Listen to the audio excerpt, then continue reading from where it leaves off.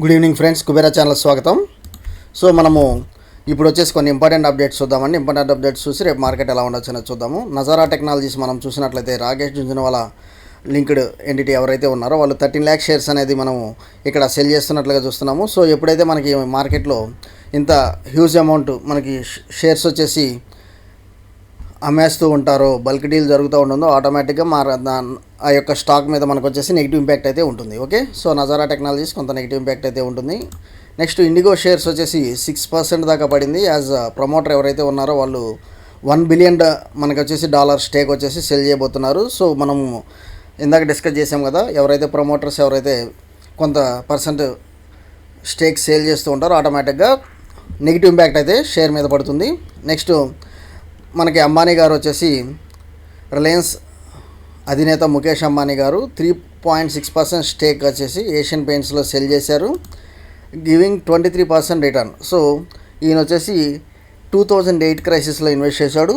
As on date 23 times వచ్చి returns ఇచ్చింది. 2200 profits అనేది చూస్తున్నాము. సో ఏదైనా మనకు వచ్చేసి హూఎవర్ మనకు వచ్చేసి లాంగ్ టర్మ్ బెట్ చేస్తారో వాళ్ళకి వచ్చేసి మంచి ప్రాఫిట్స్ వచ్చేసి ఇస్తాయి అన్నట్లుగా అగైన్ మనం చూస్తున్నాము. నెక్స్ట్ మనము ఇజ్రాయెల్ ఇరాన్ వార్ అప్డేట్స్ చూద్దాము. మనకు వచ్చేసి ఇజ్రాయెల్ వచ్చేసి మనకి ఇరాన్ని ఎందుకు టార్గెట్ చేస్తుంది అన్నట్లుగా మనం ఇక్కడ చూస్తున్నాము. సో బేసికల్లీ ఎందుకంటే ఇరాన్ ఇజ్రాయెల్ వార్ న్యూస్ వచ్చేసి మనకు వచ్చేసి మేజర్గా striking nuclear and military infrastructure deep with in Iran. So ఇప్పుడు కనుక మేము ఈ యొక్క న్యూక్లియర్ వెపన్స్ ఎవరైతే మ్యానుఫ్యాక్చర్ చేస్తున్నారో ఇరాన్ అనే కంట్రీ వాళ్ళకి మేమైతే ఇప్పుడు అడ్డుకోలేకపోతే వాళ్ళు ఇజ్రాయెల్ని సమూలంగా నాశనం చేస్తారు. అందువల్ల మేము ఇప్పుడు దాన్ని కంపల్సరీ అడ్డుకోవాలి అని వాళ్ళు నెతన్యాహు గారు స్టేట్మెంట్ అయితే ఇస్తున్నారు. ఓకే, నెక్స్ట్ వచ్చేసి దీనికి గల ఇంపార్టెంట్ అప్డేట్స్ చాలా అయితే వస్తున్నాయండి. సో మనకు వచ్చేసి ఇరాన్ కూడా మేజర్ అటాక్స్ అయితే చేస్తుంది డ్రోన్స్ ద్వారా. అండ్ మనకు వచ్చేసి డ్రోన్స్ ద్వారా చేస్తుంది. అటు వచ్చేసి మేజర్గా మనకు వచ్చేసి టెల్ అవీవ్ ఏదైతే క్యాపిటల్ ఉందో క్యాపిటల్ మీద కూడా అది బాంబు దాడులు చేస్తుంది. అండ్ డెత్ టోల్ అయితే పెరుగుతుంది. అటు ఇరాన్కి కానీ ఇజ్రాయెల్ కూడా మేజర్ ఇరాన్ కమాండ్స్ ఎవరైతే ఉన్నారో వాళ్ళ మీద కూడా బాగా అటాక్స్ అయితే చేస్తుంది. And major Iran military commandos ఎవరైతే ఉన్నారో వాళ్ళు చనిపోయారు, అధిపతులు కూడా చనిపోయారు అన్నట్లుగా మనకి న్యూస్ అయితే వస్తుంది. ఓకే, సో దీనివల్ల ఏంటంటే ఎనీహో ఇంత మనకి వార్ అనేది చాలా హెవీగానే జరుగుతుంది. ఇట్స్ నాట్ సింపుల్గా మనకు వచ్చేసి ఇండియా పాకిస్తాన్ వార్ అయినట్లుగా వన్ డేలో అయితే అయ్యేటట్లు కనబడతలేదు. ఇజ్రాయెల్ అయితే దీన్ని వచ్చేసి చాలా సీరియస్గా పరిగణిస్తుంది కాబట్టి మార్కెట్లో కొంత సెల్లింగ్ ప్రెషర్ అయితే ఉండొచ్చు. ఓకే, అది చూద్దాం ఎంతవరకు ఉండొచ్చు. మనం ఇక్కడ చూసినట్లయితే నిఫ్టీ మనకి 24,718 దగ్గర హాల్ట్ అయ్యింది, 169 పాయింట్స్ డౌన్తో. మనం డేలో చూసినట్లయితే 24,473, day high 24,754, near about 300 points volatility జరిగింది. అండ్ విక్స్ కూడా ఇండియా విక్స్ చూసినట్లయితే 7.56% హెవీగానే ఉందండి. మోర్ దెన్ 5% మనకి హెవీ వాలటిలిటీ ఉన్న మనకి సిగ్నలింగ్ ఇస్తుంది. బ్యాంక్ నిఫ్టీ చూసినట్లయితే 1% డౌన్లో ట్రేడ్ అవ్వడం చూస్తున్నాము. అండ్ మనము ఒకసారి ఈవెన్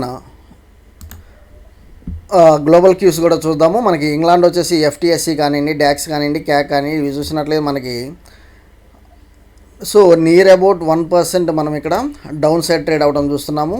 యూఎస్ మార్కెట్స్ కూడా మనం చూసినట్లయితే more than 1%, Dow Jones, S&P, Nasdaq because of మనకి Israel Iran war escalation. And next వచ్చేసి విక్స్ చూసినట్లయితే వోల్టిలిటీ ఇండెక్స్ 15.55% మనకి పెరగడం చూస్తున్నాము. అంటే మార్కెట్లో బాగా బ్లడ్ బాత్ అనేది జరగబోతుంది.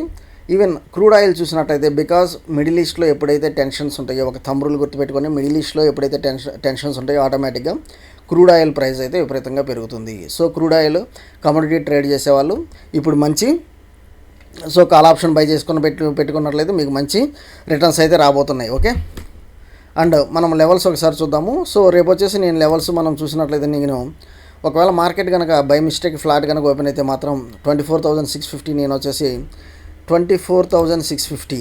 సో 24,650 లెవెల్స్ డౌన్ నేను వచ్చేసి పుట్ ఆప్షన్ బై చేస్తాను with 24,500 target, immediate target.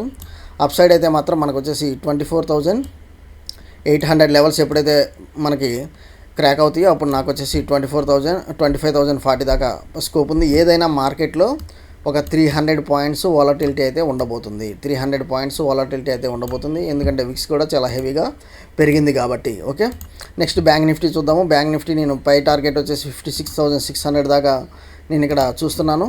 So అది కూడా నేను ఎప్పుడు చూసుకుంటానంటే 55,800 ఈ లెవెల్స్ ఎప్పుడైతే క్రాస్ అవుతాయో అప్పుడే నేను వచ్చేసి కాల్ ఆప్షన్ బై చేస్తాను with 700 points up. Down side కూడా వచ్చేసి నాకు ఫస్ట్ టార్గెట్ వచ్చేసి 55,000.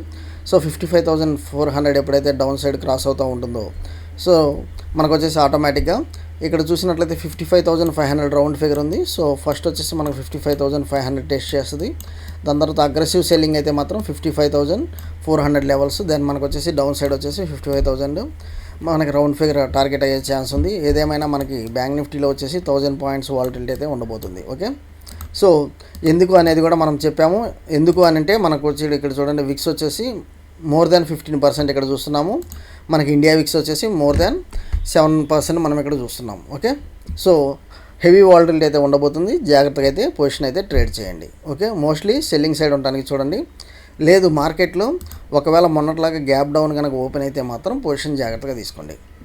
గ్యాప్ డౌన్ ఓపెన్ అయితే పొజిషన్ జాగ్రత్తగా తీసుకోండి. లేదు మనకి ఫ్లాట్ కనుక మొన్న ఇలా ఫ్లాట్గా కనుక ఓపెన్ అయితే ప్యూర్ సెల్లింగ్ సైడ్కి వెళ్ళిపోండి. ఓకే, థ్యాంక్ యూ అండి. Follow for important updates Kubera channel.